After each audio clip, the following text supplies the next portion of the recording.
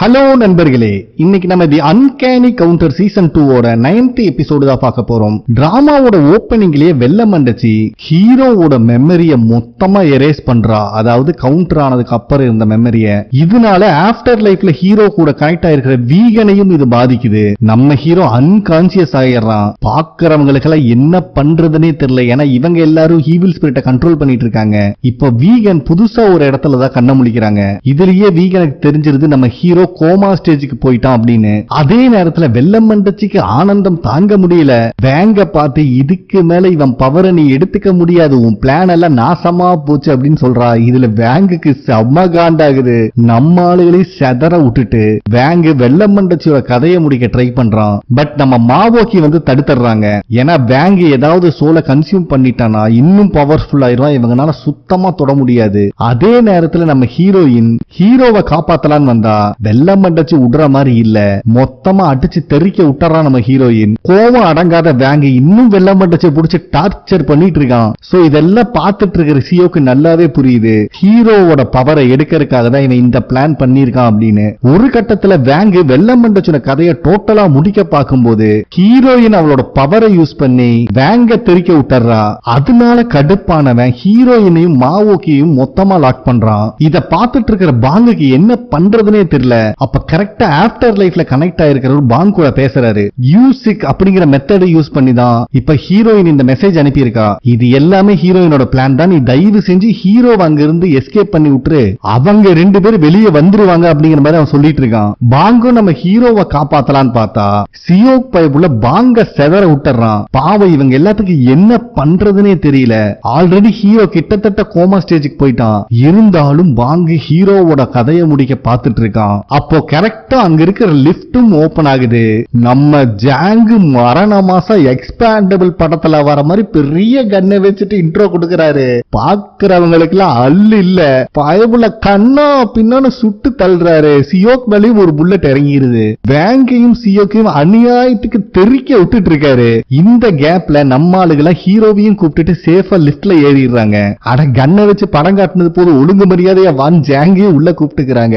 But லிப்டோட door ஃபுல்லா close ஆகல. என்னடான்னு பார்த்தா சியோக் சைக்கோகினிசிஸ் மெத்தட் யூஸ் பண்ணி மோடாக்க லாக் பண்றான். பட் நம்ம மோடாக்கு இதுக்கு முன்னாடி ஹீரோ கூட இதுக்காகவே பிராக்டிஸ் எடுத்தது ஞாபகத்துக்கு வருது. அதனால அவனை தடுத்துட்டு இருக்கிற மாவோக்கியும் ஹீரோயினையும் விட சொல்லிடுறான். அவங்களுக்கும் புரிஞ்சிருது. பயப்புள்ள அந்த சைக்கோகினிசிஸ் பவரையும் தாண்டி பறந்து வந்து விடுவான் பாருங்க ஒரு பஞ்சு. சியோக்கு கதி கலங்கி போயிருது. சோ நம்ம ஆளுகளா சேஃபா எஸ்கேப். இப்ப நம்மளுக்கு வீகனை தான் காட்டுறாங்க. ஹீரோவோட பேர் சொல்லி அவங்க கூட கனெக்ட் பண்ணிக்க ட்ரை பண்ணிட்டு இருக்காங்க. அதே நேரத்துல நம்ம ஹீரோவை மாவோக்கியும் ஹீல் பண்ண ட்ரை பண்ணிட்டு இருக்காங்க. பட் எந்த ரியாக்ஷனும் இல்ல. பாங்கெல்லாம் இத பார்த்து கத்தி கதறி அழுதுட்டு இருக்கான். அதுக்கப்புறம் இவங்க எல்லாரும் ஆஃப்டர் லைஃப்ல வந்து மீட் பண்ணும்போது நம்ம மாவோக்கியோட பையன் இருந்துட்டு ஹீரோக்கு இந்த மாதிரி ஆனதுக்கு அப்புறம் வீகனையும் எங்களால கனெக்ட் பண்ண முடியல, எங்களுக்கு தெரிஞ்சு ஒயிட் கிரவுண்ட் அப்படின்னு சொல்லக்கூடிய ஒரு இடத்துல வீகன் டிராப் ஆயிட்டாங்க அப்படின்னு சொல்றான். சரி அது எங்க இருக்குன்னு சொல்லுடா, நாங்க போய் காப்பாத்திட்டு வரோம் ஹீரோவையும் வீகனையும் அப்படிங்கிற மாதிரி மாவோக்கி கேக்குறாங்க.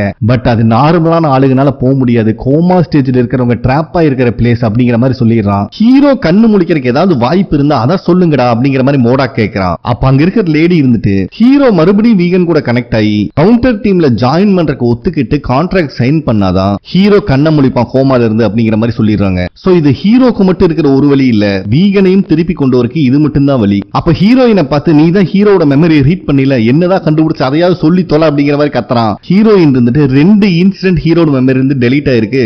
ஒன்னு வீகன் அவங்க கூட கனெக்ட் ஆனது, ரெண்டாவது சின்ன வயசுல ஆக்சிடென்ட் ஆனதுக்கு அப்புறம் அவன் கோமால இருந்து கண்ண முழிச்சது. சோ அது ரெண்டுமே கிட்டத்தட்ட ஹீரோ மறுபிறவி எடுத்த இன்சிடென்ட் மாதிரி தான். அது எரேஸ் ஆனனாலதான் திருப்பியும் ஹீரோ கோமா ஸ்டேஜுக்கே போயிட்டான் அப்படின்னு சொல்லிட்டு இருக்காங்க. நம்ம பாங்குக்கு ஒரு டவுட் வருது, ஏன்டா என்னென்னமோ பண்றீங்க, அவனோட மெமரி திருப்பி நீங்க கொடுக்க கூடாது அப்படிங்கிற மாதிரி கேட்டா ஹீரோயின் இருந்துட்டு அவன் மெமரி கம்ப்ளீட்டா எரேஸ் ஆயிருச்சு அப்படின்னு சொல்லிடுறா. அப்ப ஹீரோயின் இருந்துட்டு வெள்ள மண்டச்சின்னு என்னென்ன பிளான் வச்சிருக்கான்னு தெரியல.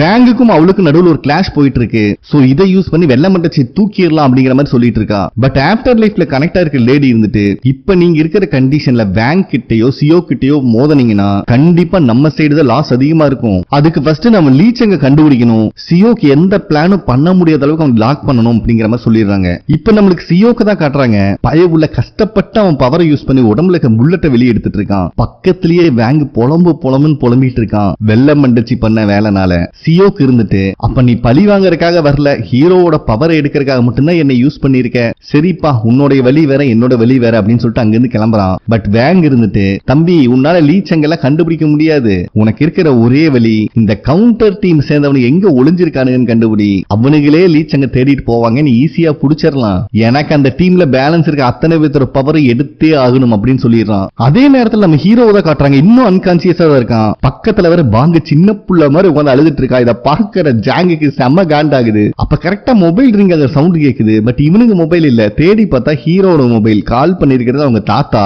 நம்ம பாங்குக்கு ட்ரௌசர் கல்றது, இதெல்லாம் எப்படி நான் சொல்றது, அவங்க தாத்தா நீ திட்டுவாரு அப்படின்னு புலம்பிட்டு இருக்கான். பட் நெக்ஸ்ட் சீன்லயே நம்ம ஜாங்கு ஹீரோவோட தாத்தா பாட்டியை மீட் பண்ணி, ஹீரோ இருந்துட்டு ஒரு ஆர்ட் கான்டெஸ்ட்ல கலந்துக்க போயிருக்கான், வர கொஞ்சம் டைம் ஆகும், அவனால போனும் பேச முடியாது, உங்களுக்கு சர்ப்ரைஸ் கொடுப்பான் அப்படிங்கிற மாதிரி சொல்லிடுறாரு. சோ இப்பத்துக்கு இவங்களை சமாளிக்க ட்ரை பண்ணிட்டு இருக்காரு. அது மட்டும் இல்லாம ஹீரோ சின்ன வயசுல கொஞ்சம் மாசம் கோமால இருந்தாலும் அதுக்கப்புறம் எப்படி கண்ணை முழிச்சான் அப்படிங்கிற மாதிரி அவங்க தாத்தாட்ட கேட்கிறாரு. அங்க சீனும் கட் ஆகுது. நெக்ஸ்ட் சீன்ல ஹீரோவோட ஃப்ரெண்ட்ஸ் ஜாங் அங்க கூப்பிட்டு வந்திருக்காரு. ஏன்னா சின்ன வயசுல ஹீரோ கோமால இருந்து கண்ணு முழிச்சதுல இவங்க ஃப்ரெண்ட்ஸுக்கு தான் பெரிய பார்ட் இருக்கு, அதனால அதே மெத்தட ட்ரை பண்ண பாக்குறாரு. அப்ப ஃப்ரெண்டுக்காரி இருந்துட்டு ஹீரோக்கு எப்ப இந்த மாதிரி நடந்துச்சுன்னு கேக்குறா. கிட்டத்தட்ட ஒரு நாள் ஆச்சு அப்படின்னு தெரிஞ்சோன்னா டாக்டரை பாத்தீங்களான்னு கேட்டா எவங்கிட்டையும் பதில் இல்ல.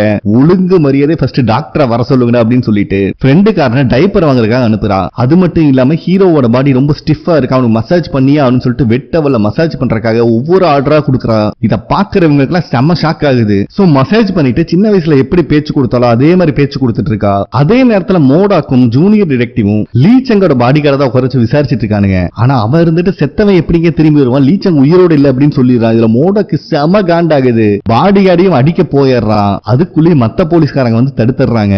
இப்ப நம்மளுக்கு ஆஃப்டர் லைஃப்ல தான் காட்டுறாங்க.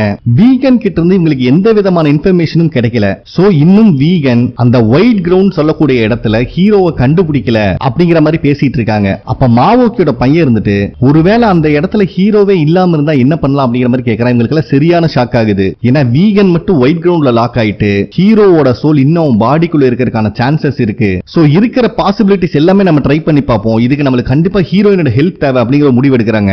நம்ம ஹீரோயினும் ஹீரோவோட மைண்ட ரீட் பண்ணி அதுக்குள்ள போறா. பார்த்தா ஹீரோ வீட்டு முன்னாடியே தான் உட்கார்ந்துட்டு இருக்கான். பட் அவனுக்கு ஹீரோயின் அடையாளம் தெரியல. ஹீரோயின் பக்கத்துல வந்தாலே அவன் விலகி போயிட்டு இருக்கான். நம்ம ஹீரோயினுக்கு என்ன நடக்குதுன்னே புரியல. அப்ப ஹீரோ வந்துட்டு என்னை சுத்தி இருக்கவங்க எல்லாருமே இறந்துட்டாங்க, இதுக்கு மேல யார் என் பக்கத்துல வராதீங்கன்னு சொல்லிட்டு அங்கிருந்து ஓடிடுறான். சோ இவங்களுக்கு ஒரு விஷயம் கன்ஃபார்ம் ஆகுது, ஹீரோ அவனோட மெமரியில தான் லாக் ஆயிருக்கான். ரொம்ப ஃப்ரஸ்ட்ரேஷன்ல இருக்கறனால அவன் அன்கான்சியஸ்ல இருந்து எந்திரிக்கணுங்கிற முயற்சியே எடுக்கல.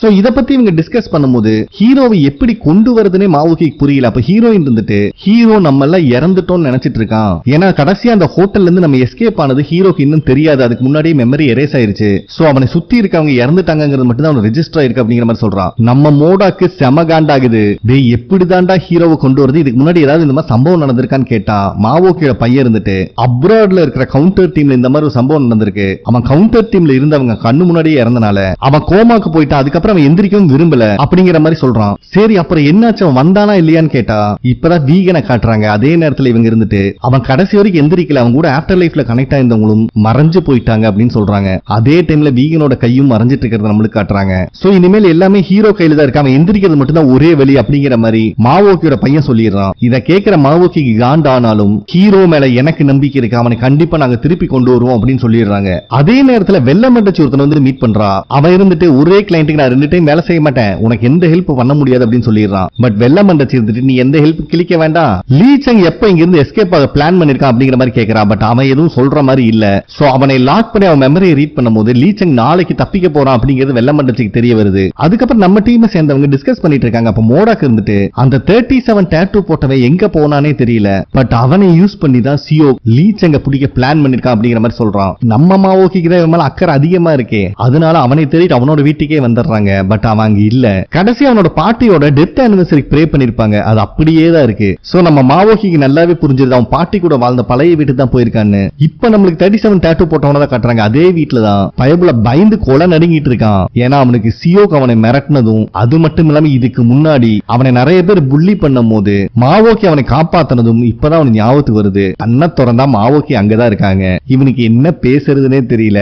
சோ எப்பவும் போல இவன் மேல இருக்கிற பாசத்துல இவனுக்கு ஃபுட் வாங்கி கொடுக்குறாங்க. அப்ப இவன் இருந்துட்டு நான் உங்களை மாட்டி விடணும்னு இப்படி பண்ணல, என்னை மன்னிச்சிருங்க அப்படிங்கிற மாதிரி சொல்றான். அது மட்டும் இல்லாம சின்ன வயசுல என்னை காப்பாத்தினது நீங்க தான் எனக்கு நல்லாவே தெரியும், அப்ப நான் அது கனவுன்னு நினைச்சேன், ஏன் என் மேல இவ்வளவு அக்கறையா இருக்கீங்க அப்படிங்கிற மாதிரி கேட்கிறான். அதுக்கு மாவோக்கி வந்துட்டு நான் உனக்கு கடமைப்பட்டிருக்கேன்டா, என்ன இத்தனை வருஷமா நீ எப்படி இருப்பேங்கிறத நான் கவனிக்காம விட்டுட்டேன், அதுக்கு என்னை மன்னிச்சிரு, பட் இன்னும் உனக்கு சான்ஸ் இருக்கு, தயவு செஞ்சு போலீஸ் ஸ்டேஷனுக்கு வந்து லீ சங் உயிரோடு இருக்காங்கிற விஷயத்த சொல்லு அப்படிங்கிற மாதிரி கேக்குறாங்க. பட் இந்த பையன் இதுக்கு மேல அதை பத்தி பேசி யூஸ் இல்ல, ஏன்னா இன்னைக்கு லீ சங் இந்த கண்ட்ரி விட்டு எஸ்கேப் ஆக போறான் அப்படிங்கிற விஷயத்த சொல்றான். மாவோக்கியும் போன் பண்ணி அவங்க டீம் மெம்பர்ஸ் கிட்ட இன்ஃபார்ம் பண்றாங்க. பேசி முடிச்சுட்டு உள்ள வந்து பார்த்தா இந்த பையனை காணோம், எஸ்கேப் ஆயிட்டான். சோ இத பத்தி தான் மாவோக்கி அவங்க டீம் கூட டிஸ்கஸ் பண்ணிட்டு இருக்காங்க. ஏன்னா ஒன்ஸ் லீ சங் இந்த கண்ட்ரி விட்டு போயிட்டானா இதுக்கப்புறம் அவனுக்கு பிடிக்கிறது ரொம்பவே கஷ்டமாயிரும். எவ்வளவு கஷ்டப்பட்டாலும் பரவாயில்ல, சியோக்கு முன்னாடி நம்ம அவனை பிடிச்சாகணும் அப்படின்னு சொல்லிடுறாங்க. பட் வாங்க இருந்துட்டு ஆஃப்டர் லைஃப்ல இருக்கவங்க சொன்னதை மறந்துட்டீங்களா, இப்ப நம்ம ரிஸ்க் எடுத்தோம்னா நம்ம எல்லாத்து லைஃபும் ப்ராப்ளம்ல போய் முடியும் அப்படிங்கிற மாதிரி சொல்றான். இது ஜாங்குக்கும் சரியா படுது.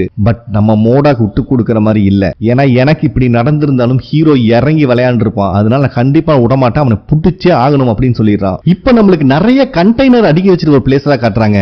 லீ சங் வந்து அதுலக்கு ஒரு கண்டெய்னர் ஓபன் பண்றான். பக்கி பயப்புள்ள கொள்ளையடிச்ச மொத்த பணத்தையும் இங்கதான் வச்சிருக்கான். சோ அவனே ஒரு ட்ரக் எடுத்துட்டு வந்து அதை ஏத்தலான்னு பாக்குறான். பட் எவனையுமே இங்க காணோம். அவனோட அடியாளுகளை கூப்பிடலான்னு போன் பண்ணா கரெக்டா வெள்ள மண்டச்சி அங்கதான் நிக்கிறா. இவனுக்கு செம ஜெர்க் ஆகுது. இவன் கதையை முடிக்கலான்னு பார்த்தா கரெக்டா நம்ம டீம் ஆளுகளும் அங்க வந்துடுறாங்க.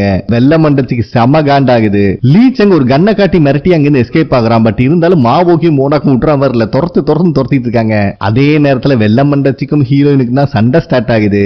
வெள்ள மண்டச்சி ஹீரோயின் அடிக்கிறங்கிற பேர்ல சிவரே நின்று இந்த பாங்க மட்டையாக்கிடுறா. அது மட்டும் இல்லாம ஹீரோயினை போட்டு பொலன்னு பொலந்து கட்டிடுறான். ஹீரோயின் நல்லாவே அடிபட்டுருது. வேற வழியே இல்லாம ஹீரோயின் அங்கிருந்து ஓட ஆரம்பிச்சிடறா. வெள்ள மண்டச்சி விடுற மாதிரி இல்ல, கண்டெய்னர் மேல ஏறி துரத்திட்டு இருக்கா. ஒரு கட்டத்துல ஹீரோயினை மறுபடியும் லாக் பண்றா. நல்ல வேலை பாங்க அங்க வந்தனால ஹீரோயின் மறுபடியும் இவகிட்ட இருந்து எஸ்கேப் ஆயிடுறா. வெள்ள மண்டச்சி துரத்துறா. ஹீரோயின் எங்க இருக்கானே கண்டுபிடிக்க முடியல. ஒரு கட்டத்துல ஒரு கண்டெய்னருக்குள்ளதான் ஹீரோயின் ஒளிஞ்சிருக்கா அப்படிங்கறத கண்டுபிடிச்சிடுறா. இந்த பக்கியும் எந்த முன் யோசனை இல்லாம கண்டெய்னருக்குள்ள பூந்து ஏமா ஹீரோ கதையை தான் முடிச்சிட்டேன்ல, இன்னுமா உங்களுக்கு எல்லாம் அறிவில்லைன்னு நக்கலா பேசிட்டு இருக்கா. இத்தனை நேரம் ஓடி ஒளிஞ்ச ஹீரோயின் இப்பதான் சிரிக்கவே ஆரம்பிக்கிறா. வெள்ள மண்டச்சி மூஞ்சியே இல்ல.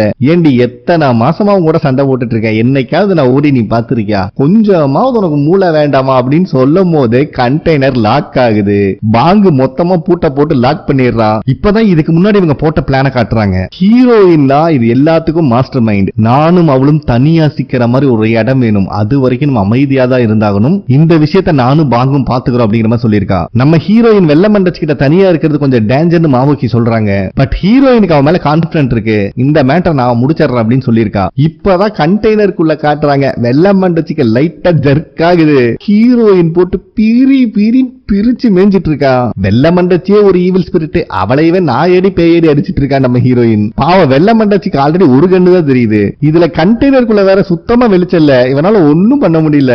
அதே நேரத்துல மாவோக்கி தான் காட்டுறாங்க. லீ சங்க தேடிட்டு இருக்கும் போது நம்ம லீ சங் மாவோக்கிய ஷூட் பண்ண பாக்குறான். அப்ப 37 போட்ட பையன் தான் நடுவுல வந்து புல்லட்ட வாங்கிக்கிறான். இத பாக்குற மாவோக்கிக்கு என்ன பண்றதுன்னே தெரியல. அந்த பையன் தயவு செஞ்சு எனக்கு இன்னொரு சான்ஸ் கொடுங்க அப்படின்னு கேட்கிறான் மாவோக்கி கிட்ட. அவங்களும் அவனை ஹீல் பண்ண ட்ரை பண்ணிட்டு இருக்கும் போது இவன் மாவோக்கிய போட்டு தள்ளான்னு வரா. லீ சங் கரெக்டா நம்ம மோடாக்கு வந்துடுறாரு. இதுக்கு மேல இந்த பக்கினால என்ன பண்ண முடியும், போட்டு பிரிச்சு கட்டுறாரு. அவன் இருந்துட்டு தயவு செஞ்சு அந்த ட்ரக்ல தான்டா என் பணம் இருக்கு, எடுத்துக்கோ, தயவு செஞ்சு நீ உற்று அப்படிங்கிற அளவுக்கு கெஞ்சுறான். என்னது தம்பி உங்க பணமா, அதுல ஒரு ரூபா கூட உன்னோடது கிடையாது, இத்தனை பேத்தை ஏமாத்தி எத்தனை பேத்து வாழ்க்கை அழிச்சிருக்க அப்படின்னு சொல்லி அடிக்கிறான். அதே நேரத்துல வெள்ள மண்டச்சி அவ டூல்ஸ் வச்சு ஹீரோயினை போடலான்னு பார்த்தா கண்டெய்னர்ல தான் ஓட்ட விழுந்துட்டு இருக்கு. ஒரு கட்டத்துல இன்னொரு கண்ணையும் நொல்லையாக்கி விட்டுறா நம்ம ஹீரோயின். இவ உள்ள குத்துறது வெளியே இருக்கிற பாங்குக்கு அல்லு கல்றது. ஹீரோயினும் விட்டு கொடுக்கற மாதிரி இல்ல, போட்டு போலான்னு பொளந்து சைக்கோகினிசிஸ் மெத்தட யூஸ் பண்ணி வெள்ள மண்டச்சி மொத்தமா லாக் பண்றா. ஒரு கட்டத்துல வெள்ள மண்டச்சியோட சோலையும் சமன் பண்ணிடுறா. சோ இவ சாப்டர் க்ளோஸ்டு. இத பாக்குற பாங்குக்கு செம்ம ஹாப்பி. சோ லீ சங்கையும் புடிச்சிட்டாங்க. மக்கள் கிட்ட இருந்து ஏமாத்தன 120 பில்லியன் அமௌண்ட்டும் கிடைச்சிருச்சு. வெள்ள மண்டச்சி கதையும் முடிச்சிட்டாங்க. ஆஃப்டர் லைஃப்ல இருக்க அத்தனை பேர் இவங்களை சந்தோஷமா வெல்கம் பண்றாங்க. பட் அந்த குட்டி பையனுக்கு ஒரே ஒரு டவுட் தான், டெரிட்டரி இல்லாம எப்படி லெவல் 3 ஈவில் ஸ்பிரிட்டான வெள்ள மண்டச்சி நீ சமன் பண்ண அப்படின்னு கேக்குறா. எல்லாத்துக்கும் காரணம் இந்த மாடு பிடிக்கிற பையன் தான் அப்படின்னு நம்ம பாங்க சொல்லி விட்டுறா நம்ம ஹீரோயின். சோ டீமா சேர்ந்து வேலை பண்ணாங்க, காரியத்தை கச்சிதமா முடிச்சிட்டாங்க. பாங்குக்கும் செம ஹாப்பி. இவங்க எல்லாத்துக்கும் இப்ப ஒரே ஒரு விஷயம் தான் மனசுக்குள்ள ஓடுது, எப்படியாவது ஹீரோவை திருப்பி கொண்டு வரணும், அது மூலியமா வீகனையும் கொண்டு வந்தாகணும் அப்படின்னு யோசிச்சுட்டு இருக்காங்க. இப்ப நம்ம ஹீரோவோட தாத்தா தான் கட்ட சூப்பர் மார்க்கெட்ல இருக்காரு. பட் இவர் பொருள் எடுத்துட்டு இருக்கிற கேப்ல பாட்டி எஸ்கேப் ஆகி வெளியே வந்துடுறாங்க.